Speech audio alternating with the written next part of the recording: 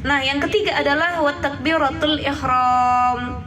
At-takbiru ruknun min arkanis salati liqaulihi alaihi salatu wassalam miftahus shalah al-wudu. Kata Nabi SAW, kuncinya salat itu adalah wudu. Jadi kalau pengen buka gembok salat, kuncinya adalah dengan wudu. Wudu dulu baru kamu bisa masukin salat, gitu ya. Wa tahrimuha at-takbir, ya. Dan ihramnya salat ialah takbiratul ihram. Takbiratul ihram, Allahu akbar.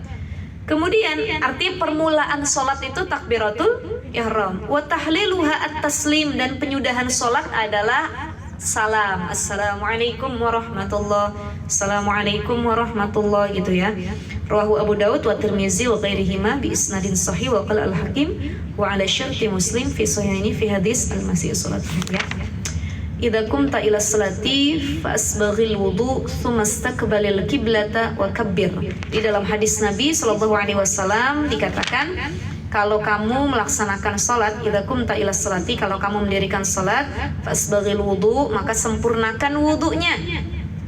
Tsumma istaqbilil qiblah, kemudian hadap kiblat, wa kabbir, dan bertakbirlah engkau, Allahu akbar, gitu ya. Ada beberapa syarat terkait takbir atau bacaan Allahu Akbar. Pertama, syarat takbir itu menjadi sah, menjadi rukun sholat yang sah. Ya, takbir itu menjadi rukun sholat yang sah. Syarat pertamanya adalah, sebutkan,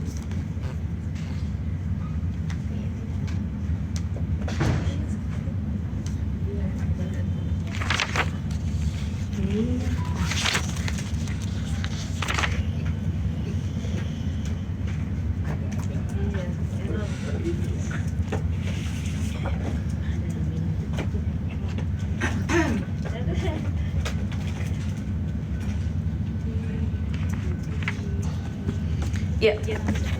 Baik, syarat takbir yang pertama adalah bacaan atau harus menggunakan lafaz bahasa Arab. Allahu Akbar bil ghatil arabi, dengan bahasa Arab. Allahu Akbar. Nggak boleh mentang-mentang kita orang Indonesia diganti pakai bahasa Indonesia. Allah Maha Besar. Nggak boleh. Atau dia orang Sunda, Gusti Allah Nu Agung. Nggak boleh tuh, nggak boleh ya. Atau bahasa kalau orang Betawi apa? Allah Maha Besar itu. Allah gede banget. Gitu kan. Oh, itu nggak boleh tuh diganti-ganti bahasa kita ya. Atau ya dia karena pengen ke Inggrisan atau ke Westernan dia pakai bahasa Inggris gitu ya. Wah, nggak boleh. Jadi harus bilughatil arabi, dengan bahasa Arab. Allahu Akbar. Mau bahasa kamu apapun, kembalinya Allahu Akbar pakai bahasa Arab. Ini syarat yang pertama.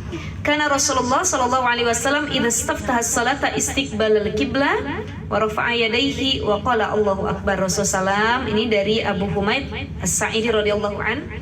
Rasul itu kalau beliau membuka salat, memulai salatnya selalu menghadap kiblat, mengangkat kedua tangannya, dan beliau pasti mengucapkan Allahu akbar, gitu ya.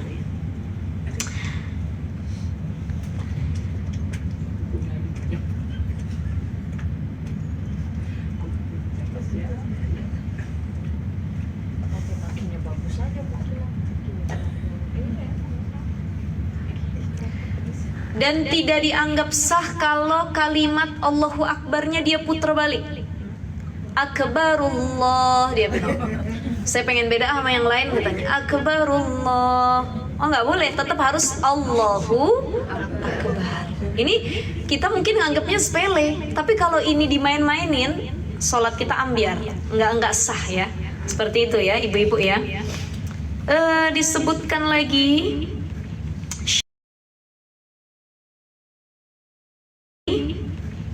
Syarat adalah tidak boleh wakaf atau berhenti baina kalimat Allah wal akbar. Gak boleh ada pemberhentian jeda antara kalimat Allah dengan akbar. Contoh, Allah akbar gitu ya. Itu kan kayak main-main. Allah akbar gitu. Oh, itu nggak boleh, tapi harus berkesinambungan. Allahu akbar gitu ya. Jadi ini nggak boleh kita sepele, tapi harus diperhatikan betul. Ini harus diajarkan juga sama anak-anak. Kalau anak-anak mungkin mereka belum paham ya, atau masih banyak yang main-mainin gitu. Ini harus diperhatikan betul. Syarat ketiganya tidak boleh menambahkan satu huruf pun yang boleh menambah makna takbir. Contoh, Allah, ini kan Allah nih ya. Allah kan panjangnya harus di lamnya ini. Allah panjangnya kan? Hu akbar. Tapi ini yang dipanjangin alifnya. Allahu akbar. Nah, itu tidak boleh. Atau hu-nya yang dipanjangin. Allahu akbar. Nggak boleh juga. Tapi mana yang dipanjangin? Lam jalalahnya. Allahu akbar. Gitu. Syarat keberapa itu ibu-ibu? Yang ketiga. Syarat keempat itu takbir harus dibaca dengan sempurna pada waktu berdiri tegak. Ya. Jadi dari kata orang itu baca takbirnya dengan menunduk atau ruku gitu ya, nggak sah itu dia, karena main-mainin. Jadi harus dalam keadaan tegak. Sekalipun dia duduk dalam keadaan tegak. Jadi nggak boleh. Allahu Akbar itu nggak boleh. Ya, tidak ada kesungguhan gitu. Allahu Akbar gitu. Kemudian lagi syarat kelimanya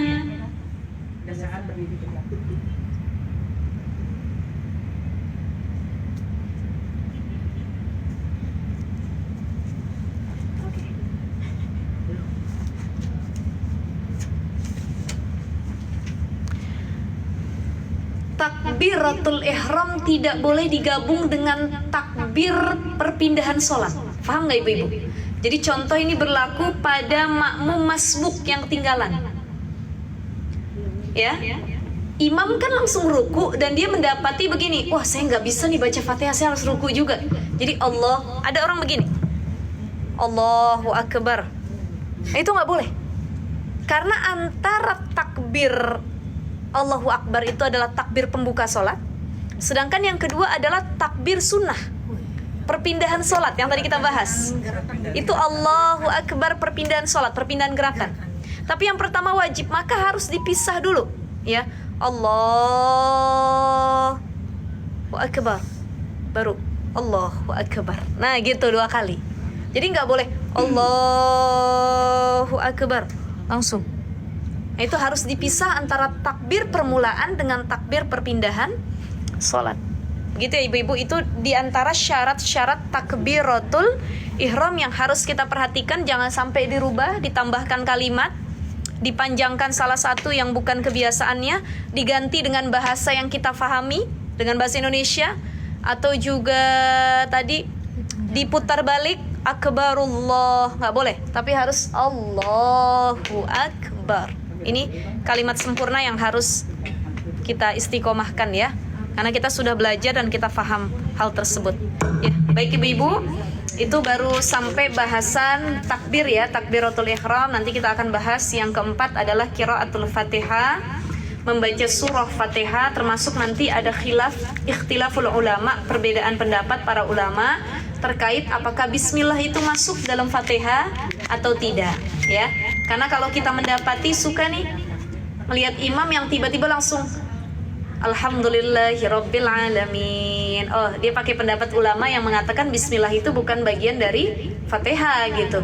Tapi ada ulama yang mengatakan bismillah bagian dari Fatihah 7 ayat tadi, maka harus masuk gitu, bismillahirrahmanirrahim, alhamdulillahirabbil alamin gitu. Nanti kita akan bahas insyaallah di pertemuan yang akan datang. Karena ini hampir jam 11 ya ibu-ibu. Sampai sini ada pertanyaan? Silahkan.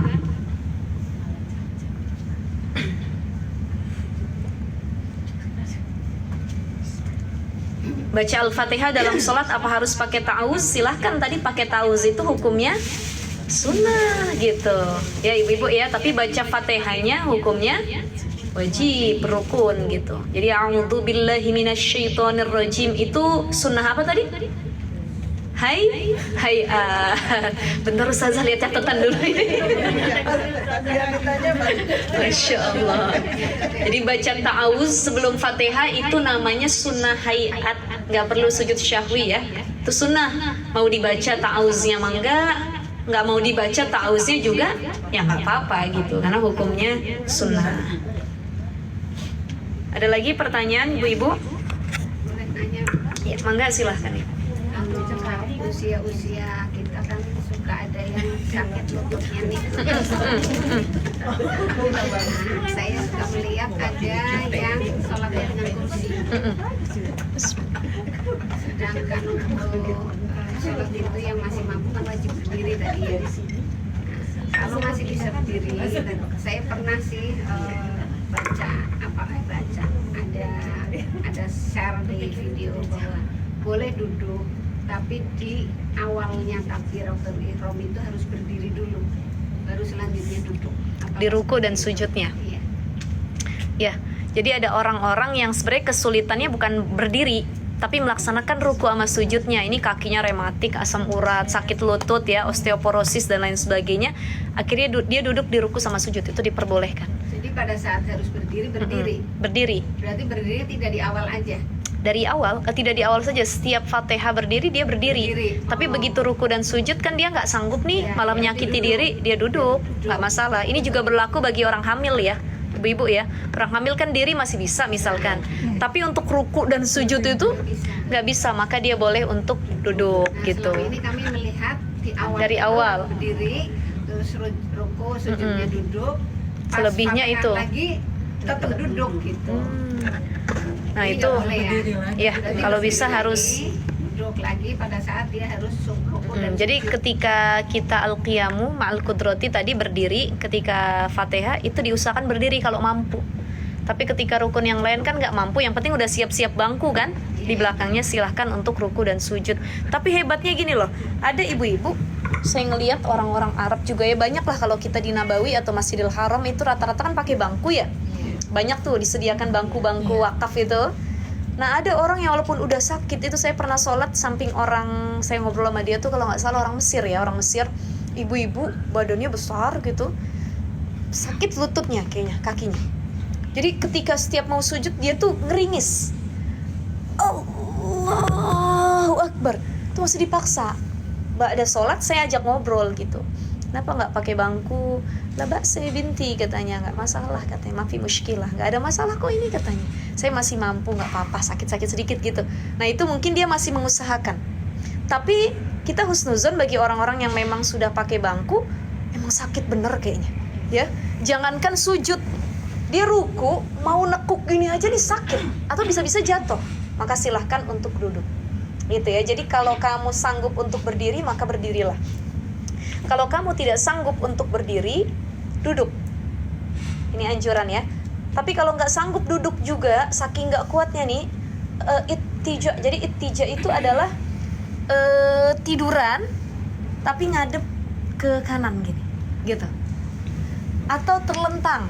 Jadi ini sebenarnya rukhsah, keringanan yang Allah kasih. Kalau nggak bisa berdiri duduk, kalau nggak bisa duduk tiduran. Kalau nggak bisa tiduran, ada orang yang sholat tapi tak kuasa, nggak mampu untuk tiduran juga.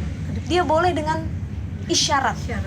Dia boleh dengan isyarat. Isyaratnya tuh apa? Kedipan mata. Jadi ada orang yang dia udah nggak bisa ngapa-ngapain, Bu. Dia tiduran di tempat tidur tuh. Boro-boro ngangkat tangannya. Ini saya dulu ibu saya begini. Saya ingat ya waktu di setruk hari-hari akhirnya. Dia ngangkat tangan tuh untuk Allah, nggak bisa. Maka dia dengan apa isyarat dan keluarganya itu harus ngebimbing gitu, nemenin. Allahu Akbar, Allah, sami Allah, gitu. Bahkan sampai keadaan seperti itu saja kita tetap diwajibkan untuk melaksanakan sholat. Tetap wajib melaksanakan sholat. Ya Roh. Kapan batas akhir kita nggak sholat? Ya mati. Pas wafat, ya udah nggak bisa sholat lagi. Ada orang udah masuk kuburan, dia nyesel, ya Allah saya pengen perbaiki sholat lagi, saya pengen sedekah lagi, saya pengen jadi ahli ini lagi. Kata Allah udah gak ada lagi kesempatannya, gak bisa balik lagi, udah dikubur, masa balik lagi gak bisa, udah gitu. Tapi kalau masih sakit itu masih bisa melaksanakan sholat. Ada orang yang demam dikit nggak mau sholat. Kenapa nggak sholat? Demam nih, pilek katanya. Ya, kayak anak kecil ya, masya Allah.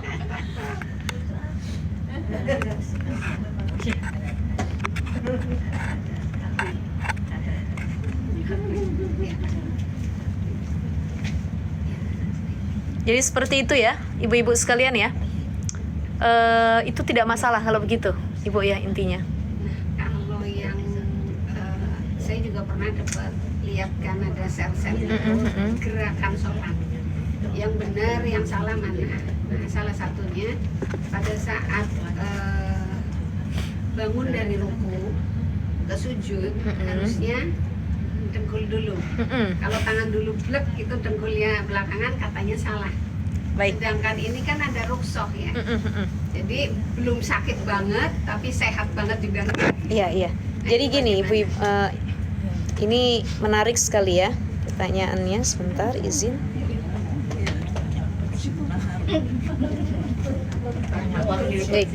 Lah mewakili pensiunan nih. Ruku dulu apa?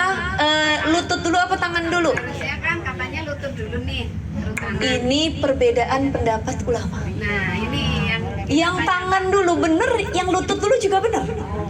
Gak ada yang salah. Yang salah yang kagak sholat. Ya. Ya. Jadi saya lupa perbedaan mazhabnya ini ya, saya lupa mazhab mana yang membolehkan tangan dulu, yang lutut dulu saya lupa ya. Tapi begini, antara perbedaan mazhab ini ada yang ada yang mengatakan harus tangan dulu. Kalau dia tangan dulu, ini menguntungkan orang yang tua, yang sudah uzur, ya. Dan ini pendapat dari salah seorang imam mazhab yang memang sudah mengalami, dia uzur gitu, dan artinya boleh kok praktek gerakan sholat itu tangan terlebih dahulu. Jadi sholatnya begini nih, ya. Allahu Akbar. Ini kan orang tua nih, yang sakit nih, dia masih mengusahakan untuk ruku. Allahu Akbar. Allah, gitu. Tapi kalau yang masih sehat afiat, anak muda, kita ruku nih. Sami Allahu liman hamidah, Rabbana walakal. Allah, ini masih keker lututnya, masih sehat afiat. Kan enak kata ibu-ibu yang udah pada sakit ininya, ya enak itu mah masih sehat gitu kan. Allahu Akbar. Ini dua-duanya benar, Bu. Jadi ada ulama yang mengatakan lutut dulu, ada ulama juga yang berpendapat tangan dulu. Jadi dua-duanya benar, silahkan. Yang tangan dulu itu memberikan keringanan bagi orang-orang tua. Yang lutut dulu bisa diikuti oleh yang masih muda gitu. Jadi kalau yang masih muda lutut dulu, kita masih sehat. Allahu Akbar, ya. Karena kalau tangan itu menopang lutut yang sudah tidak bisa gitu. Nah itu perbedaan pendapat ulama. Jadi nggak salah dua-duanya. Yang salah nggak mau sholat, yang nggak mau sholat, yang nggak mau sujud, nggak mau ruku gitu ya. Iya. Itu ya.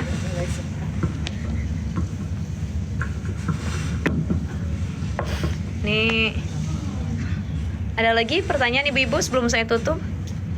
Pembacaan ini saja, pembacaan Sayyidina. Ada yang mengatakan pakai tidak usah Sayyidina. pakai Sayyidina, ada harus pakai Sayyidina.